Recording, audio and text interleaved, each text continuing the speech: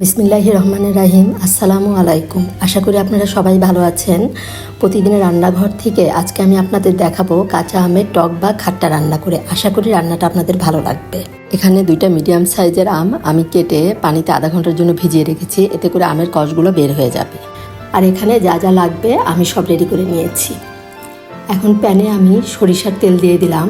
2 table চামচের চেয়ে একটু কম হবে এই পরিমাণ সরিষার তেল দিলাম। দিয়ে একটা শুকনো মরিচ দিলাম আর দিলাম হাফ চামচ পরিমাণ পাঁচফোড়ন দিয়ে হালকা একটু ভেজে নিব। পাঁচফোড়ন আর শুকনো মরিচের সুন্দর একটা ফ্লেভার বের হওয়া পর্যন্ত এটা আমি ভেজে নিলাম। এখন দিয়ে দিলাম বড় রসুনের 2 কোয়া রসুন কুচি।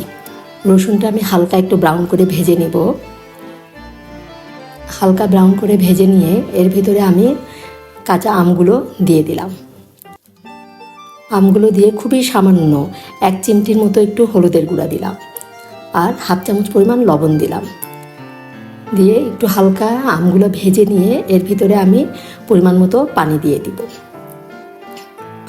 পানিটা এমনভাবে দিতে হবে যাতে আমগুলো সিদ্ধ হয় আবার এবং একটু ঝোল ঝোল থাকে আর কি।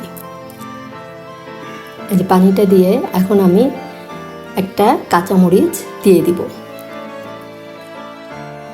কাঁচামরিচটা একটু পাকা, সেটা আমি কুচি কুচি করে কেটে নিয়ে দিয়ে দিয়েছি।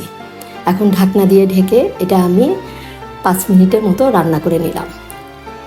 এখন দেখব আমগুলো নরম হয়েছে কি না, কারণ এটা কচি আম, সিদ্ধ হতে বেশি সময় লাগবে না।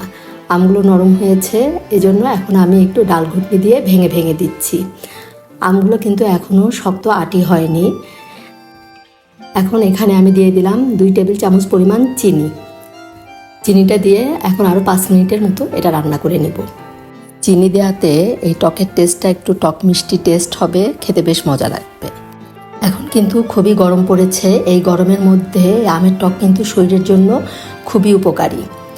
আর এই আমের টক রান্নাটা যদি আপনাদের ভালো লাগে অবশ্যই আপনারা আমাকে একটা লাইক দিবেন, কমেন্ট করবেন আর সাবস্ক্রাইব করে আমার পাশে থাকবেন। হয়ে গেল আমার যে কাঁচা আমের টক বা খাট্টা। দেখুন ঘনত্বটা এরকম হয়েছে। এটা কিন্তু খেতে খুবই মজা লাগে। পাতলা ডালের সাথে আবার এমনি সাদা ভাতের সাথেও এটা খেতে খুবই ভালো লাগে। অবশ্যই আপনারা এভাবে একবার বানিয়ে খাবেন। ধন্যবাদ সবাইকে, সবাই ভালো থাকবেন। আল্লাহ হাফেজ।